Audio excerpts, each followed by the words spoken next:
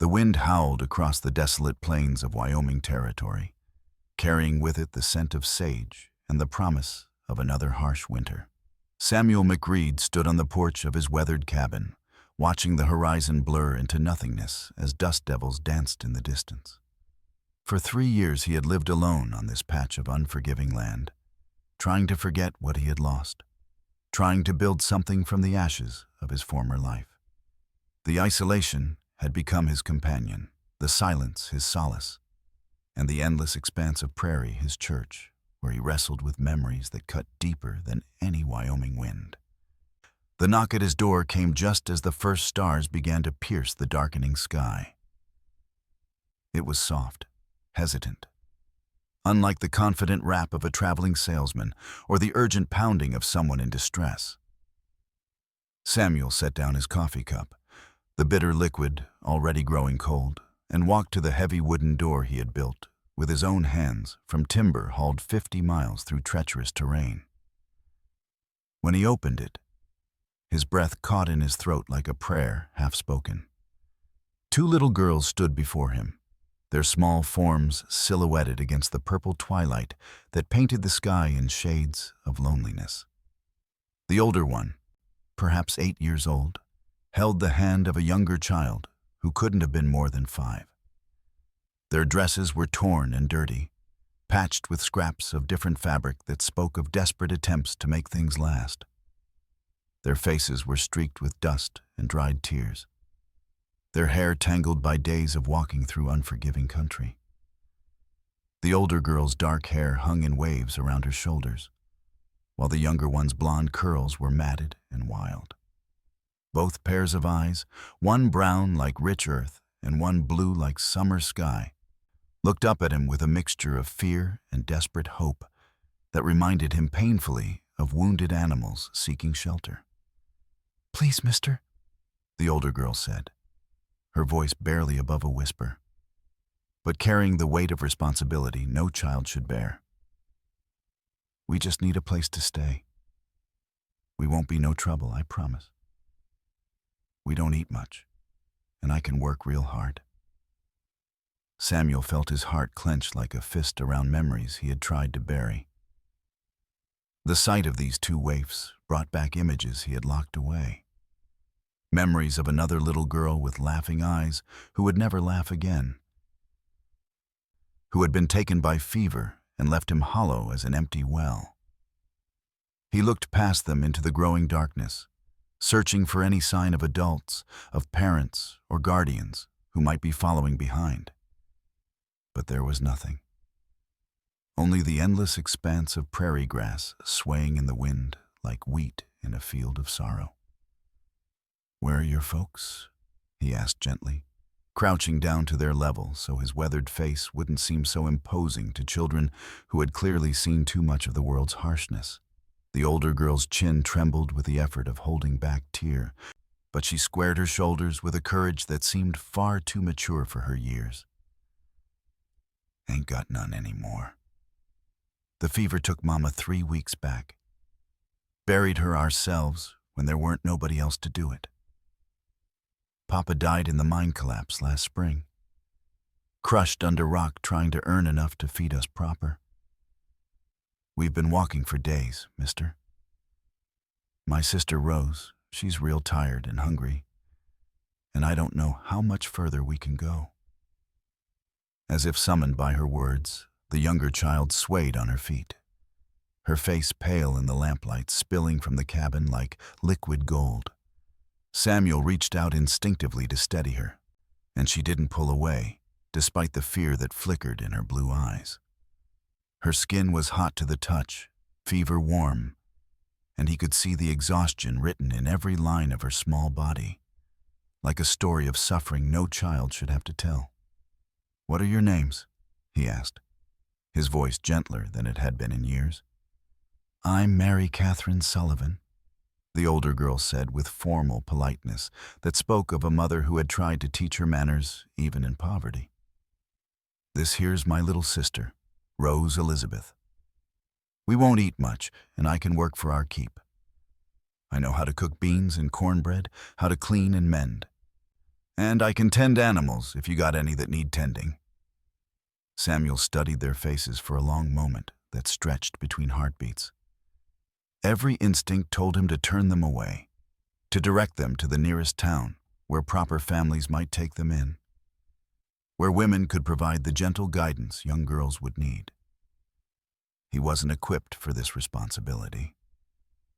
He was a broken man living in isolation, nursing wounds that had never properly healed, trying to forget how to love, because love led to loss, and loss led to the kind of pain that could break a man's spirit entirely. What did he know about caring for children? Especially girls who would need tenderness and guidance he wasn't sure he could provide. But as he looked into Mary's eyes, he saw something that made his decision for him. It was the same fierce protectiveness he had once felt. The same desperate love that would sacrifice everything for someone smaller and more vulnerable. This child had been taking care of her sister, probably for longer than she should have had to. She was trying to be strong when she was just a baby herself, carrying burdens that would crush grown men.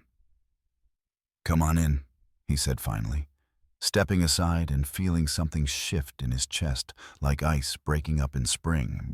"Let's get you both fed and cleaned up proper."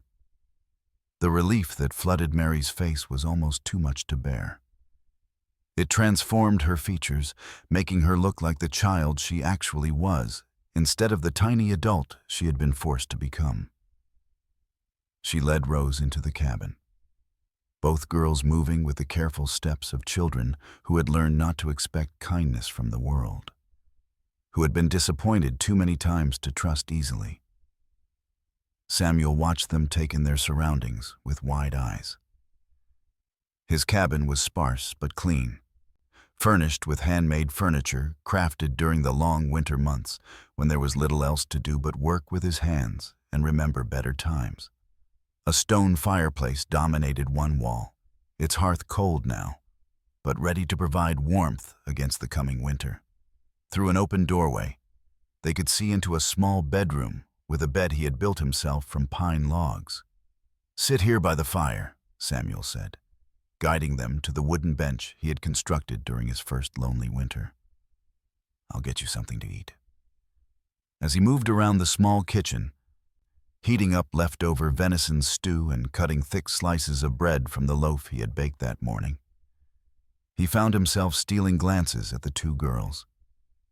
They sat close together, Rose leaning against her sister's shoulder, while Mary kept a protective arm around her. They spoke in whispers, their voices carrying the intimacy of siblings who had learned to rely only on each other. And he caught fragments of their conversation that pierced his heart like arrows. "Are we going to stay here, Mary?" Rose asked in a voice so small it was barely audible above the crackling of the fire Samuel had lit to chase away the evening chill. "I don't know, honey. Maybe for a little while, if he's kind enough to let us. But don't get too comfortable, you hear? We might have to move on soon. Folks don't usually want extra mouths to feed, especially not two little girls with no family to speak for them." The words cut through Samuel like a blade heated in forge fire. These children had learned not to trust in permanence, not to believe that anyone would want them for long. They had been taught by hard experience that kindness was temporary, that safety was an illusion that could be shattered without warning. He thought of his own daughter, Emma, who had died of scarlet fever along with his wife, Sarah, 4 years ago when the sickness swept through their settlement. Emma had been 6 years old, with blonde curls like roses and a laugh that could fill a room with sunshine. She had never known a day of uncertainty about whether she was wanted or loved. He brought them their food and watched as they ate with the desperate hunger of children who hadn't had a proper meal in days. Mary made sure Rose got the best pieces of meat, the largest chunks of potato, taking only the broth and bread for herself. It was clear this was a pattern established through necessity. The older sister sacrificing her own needs for the younger one without thought or complaint. "Eat," Samuel said firmly to Mary, pushing his own bowl toward her. "There's plenty more where that came from, and you're going to need your strength if you're planning to help around here." After they had eaten their fill, their small stomachs finally satisfied, Samuel drew water from the well and heated it for baths.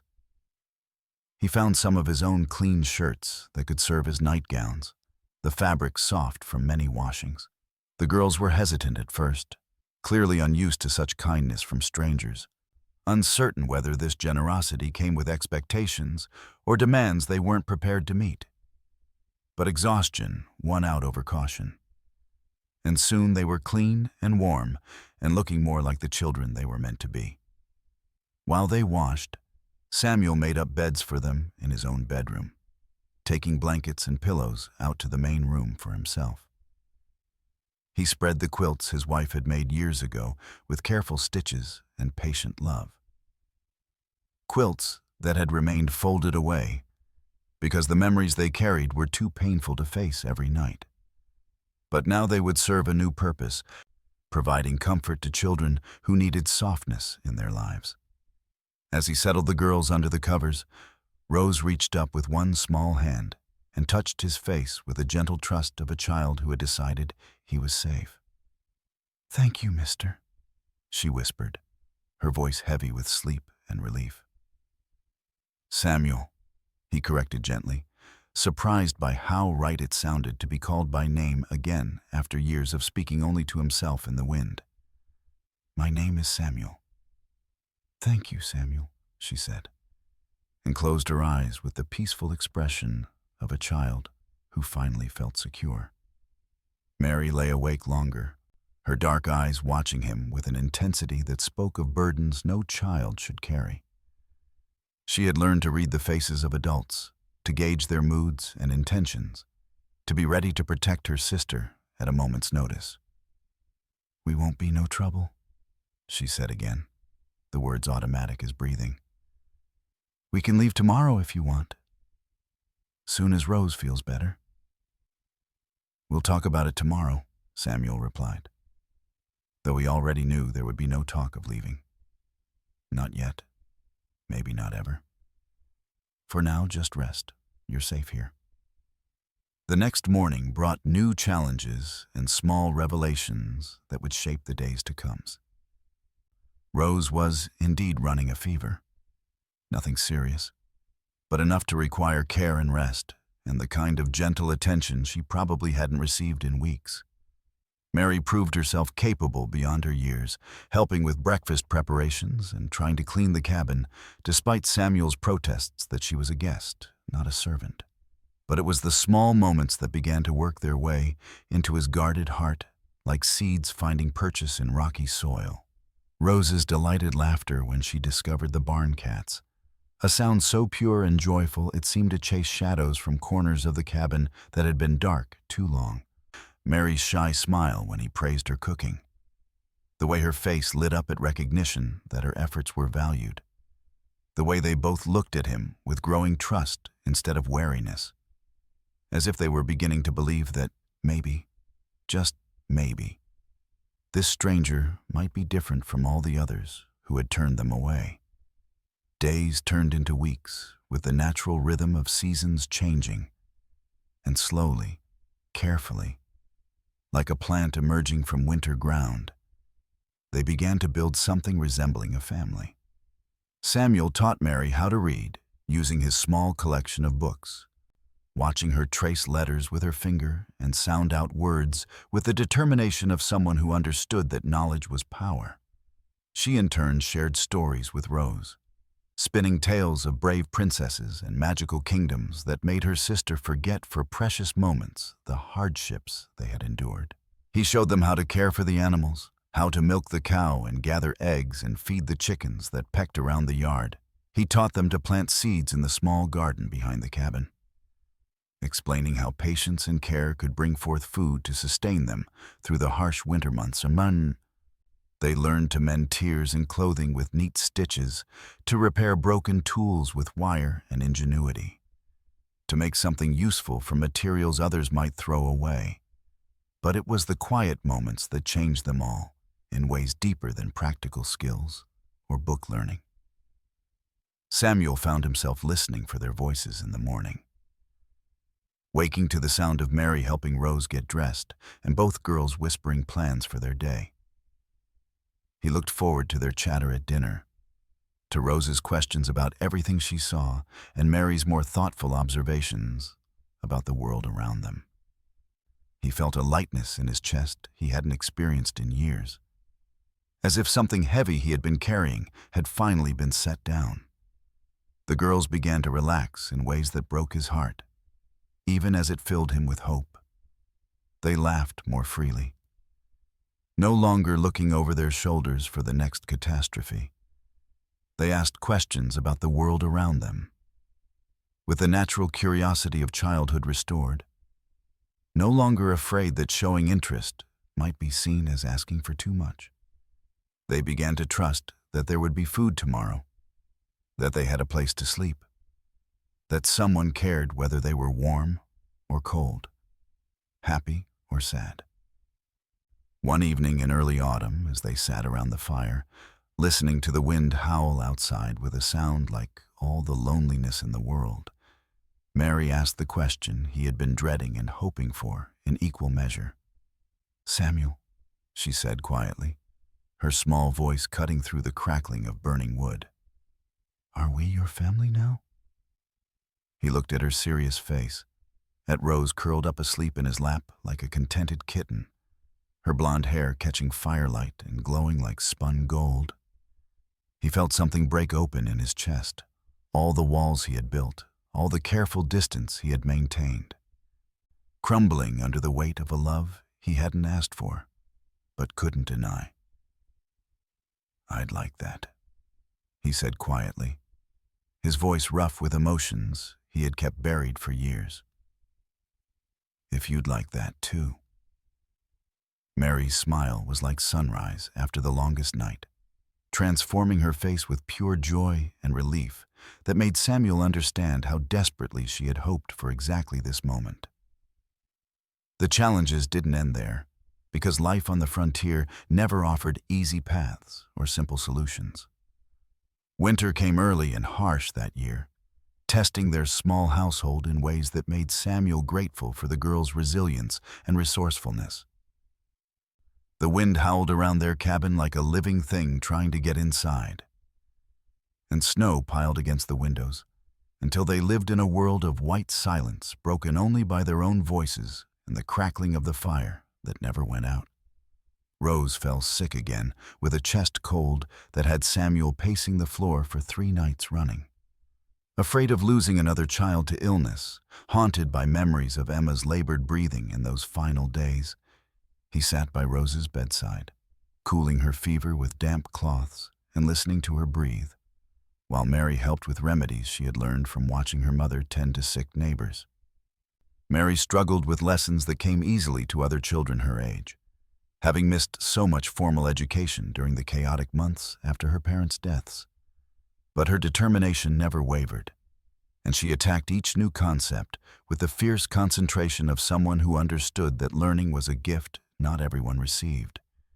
She practiced her letters by firelight, sounded out words until they made sense, and slowly, steadily, built a foundation that would serve her for the rest of her life. There were also the looks and whispers when they made their monthly trips to town for supplies, riding in Samuel's wagon with Rose bundled between them, and Mary sitting up straight with pride at being part of a family again. A bachelor raising 2 girls was unusual enough to raise eyebrows and speculation among people who had little else to occupy their minds during long winter months. Some folks were kind, understanding the harsh realities of frontier life that could leave children orphaned and men childless, recognizing the practical necessity of such arrangements. Others were less charitable, muttering about impropriety and the need for proper female influence, as if love and kindness weren't enough to raise children properly. Samuel felt their judgment like a physical weight, but he also saw how Mary and Rose held their heads high, secure in their place in his life, and unashamed of the family they had created together. It was Mrs. Henderson, the school ma'am, with her stern face and rigid ideas about propriety, who finally spoke to Samuel directly about their situation. "Those girls need more than you can give them," she said bluntly, as he waited for Mary and Rose to finish their shopping at the general store, their voices drifting through the winter air like music. "They need a woman's guidance, proper education, preparation for their futures as wives and mothers. What happens when they start asking questions you can't answer? What happens when they need things only a mother can provide?" Samuel bristled at the suggestion, feeling his protective instincts rise like hackles on a dog. But he forced himself to consider her words. Was he being selfish? Keeping the girls when they might be better served by a traditional family? Could he provide everything they would need as they grew older? As their needs became more complex and their questions more difficult to answer, the doubts she planted grew in his mind like weeds, choking out his confidence and making him question everything he thought he knew about their situation. That night, after the girls were asleep and the cabin was quiet except for the wind outside, he sat on his porch, despite the cold, and wrestled with doubts that felt like physical pain. He had come to love these children as his own, with a fierce protectiveness that surprised him with its intensity. But love wasn't always enough. Maybe Mrs. Henderson was right. Maybe there were families in town who could offer them opportunities he never could, who could prepare them for futures he couldn't even imagine. The next morning, Rose climbed into his lap as he drank his coffee and tried to sort through his troubled thoughts, her small face serious with the intuition children possess. "Samuel, are you sad?" she asked, studying his face with eyes that saw more than most adults gave her credit for. "Why do you ask, little one?" "You got that look like Mary gets sometimes when she thinks about Mama and Papa. Like your heart hurts and you're trying to be brave about it." From the kitchen came the sound of Mary humming as she kneaded dough for bread, a skill she had mastered with proud determination. Through the window he could see the garden they had planted together, now dormant under snow, but ready to burst forth with life come spring. This cabin, once a refuge from grief, had become a home filled with laughter and love, and the daily miracles of children growing and learning. "My heart doesn't hurt when I'm with you and Mary," he told Rose honestly, pulling her closer and breathing in the sweet scent of her hair. "You two make everything better." "Good," she said firmly, with the absolute certainty of childhood. "'Cause we love you too. You're our family now, and families stick together no matter what anybody says." The simplicity of her declaration, the absolute certainty in her voice, dissolved his remaining doubts like snow in spring sunshine. These girls had chosen him just as surely as he had chosen them. Whatever challenges lay ahead, whatever gossip or judgment or practical difficulties they might face, they would face them together as a family. Winter deepened, bringing blizzards that isolated them from the outside world for weeks at a time, cutting them off from town and neighbors and the opinions of people who thought they knew better. But instead of the lonely desperation Samuel remembered from previous winters, there was warmth and light in their small home that had nothing to do with the fire in the hearth. Mary read to them by firelight from books Samuel ordered specially from back east, her voice growing more confident with each passing day.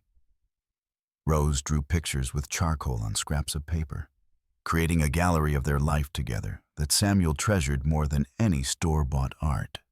They told stories on the longest nights, each adding details to tales that grew more elaborate with each telling. They played simple games with cards and dice, competitions that ended in laughter and gentle teasing. They built a storehouse of memories that would sustain them through any hardship, creating traditions that were uniquely theirs. Spring came with its promise of renewal, and with it, a visitor Samuel hadn't expected. Judge Morrison from the territorial capital arrived with papers and questions. Having heard reports of the unusual family arrangement from someone in town who thought official intervention was necessary, Samuel's heart hammered as the austere man interviewed each of them separately, clearly looking for signs of impropriety or neglect, treating their love like something suspicious that needed investigation. "Mr. McReed?" the judge said finally as they stood outside the cabin, watching Mary and Rose play with the barn cats in the afternoon sunshine. "These children are clearly healthy and well cared for. They speak of you with obvious affection and respect, but there are concerns about their long-term prospects, their legal status. What provisions have you made for their education, their futures?" "I teach them what I can," Samuel replied carefully, measuring his words like a man walking through a minefield. "Mary can read and write now better than most children her age, and she's learning arithmetic and geography. Rose is bright as a penny and eager to learn everything we can show her. As for their futures, I figure that's up to them to decide when they're older. I aim to give them choices most frontier children never get. And if something happens to you, these girls would be alone again with no legal protections, no claim to anything you might leave behind." The question hit Samuel like a physical blow, knocking the breath from his lungs. In his happiness at building their small family, he hadn't considered the legal realities that governed their world. In the eyes of the law, he was nothing to these children, a stranger who had taken them in out of kindness, but with no official right to make decisions about their lives, no way to protect them if circumstances changed. "What would you suggest?" he asked, though he thought he already knew the answer. "Formal adoption," the judge replied, his stern face softening slightly. "It's not common, especially for a single man. But given the circumstances and the clear bonds that have formed, I believe it could be arranged. The girls would have legal protection, inheritance rights, and your authority as their father would be recognized by law." "Father." The word sent a thrill of joy and terror through Samuel's chest like lightning in a summer storm. He had thought of himself in those terms for months now, had felt the weight and wonder of that responsibility. But to make it official, to claim that title legally and permanently, felt like both the most natural thing in the world and the biggest leap of faith he had ever taken. The process took months, involving paperwork that seemed designed to discourage anyone without absolute determination. Testimonials from townspeople who had to swear to his character and the girls' well-being, and more visits from various officials who poked and prodded at their life, like doctors examining a patient. Through it all, Mary and Rose waited with the patient hope of children who had learned that good things sometimes took time, but were worth waiting for. On a crisp October day, exactly 1 year after they had first appeared at his door like answered prayers, Samuel stood in the territorial courthouse with his daughters beside him. Mary wore a blue dress he had bought specially for the occasion, the finest thing she had ever owned. And Rose clutched a rag doll that had become her most prized possession. Judge Morrison read the official decree that made them a family in the eyes of the law. But Samuel knew the real transformation had happened long ago. In quiet moments and shared struggles and the gradual healing of hearts that had known too much loss. After the ceremony, they celebrated at the hotel restaurant in town, Rose giggling at the fancy napkins and Mary trying to remember all her table manners, while Samuel basked in a pride he had never experienced before. Other diners smiled at their obvious joy, and even some of the people who had whispered about their arrangement seemed to soften at the sight of their happiness. These were his daughters, officially and forever, and no one could ever take that away from them. That evening, back in their cabin where it all began, They sat around the fire, as had become their sacred tradition. Rose was drowsy from the excitement of the day, but she fought sleep to savor every moment of their celebration. This milestone that marked the beginning of their official life as a family. "Samuel," Mary said quietly, her voice carrying new confidence along with familiar affection. "Can I tell you something always?" "Sweetheart, you can tell me anything. That night we came here, I was so scared. Not just about finding a place to sleep, but about everything. About taking care of Rose when I was just a little girl myself. About what would happen to us if nobody wanted us. I felt like I was carrying something too heavy for me, like I might break under the weight of it all." Samuel nodded, understanding completely the burden she described. "And now I feel like I don't have to carry it alone anymore. Like even when things get hard, and they will get hard sometimes, we're going to be okay because we're together. Because we're a real family now. Not just people who happen to find each other." As Rose finally succumbed to sleep in his lap, and Mary leaned against his shoulder, Samuel marveled at the strange ways life could surprise you when you least expected it. 4 years ago, he had been a man destroyed by loss. Certain that he would spend the rest of his days alone with his grief and his memories and his carefully constructed walls against further pain. The idea that 2 lost children could walk into his life and transform everything would have seemed impossible, laughable even. But here they were, his daughters in every way that mattered, Rose with her boundless curiosity and infectious laughter that could brighten the darkest days, Mary with her fierce loyalty and quiet strength that reminded him daily of the resilience of the human spirit. They had needed him to provide shelter and safety and the basic requirements of life, but they had given him something far more valuable in return. They had given him back his heart, his hope, his reason to build something beautiful in an often harsh and unforgiving world. Outside, the Wyoming wind still howled across the plains, carrying with it the promise of another winter, more challenges, and the endless possibilities of tomorrow stretching out before them like an unwritten story.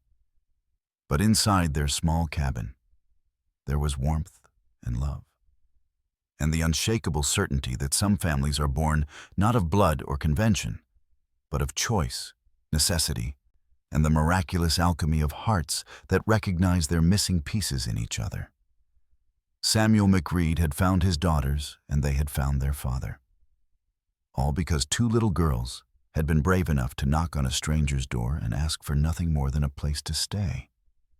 What they had received instead was a place to belong, a place to grow, and the kind of love that changes everything it touches, transforming not just their own lives, but rippling outward to touch everyone who witnessed.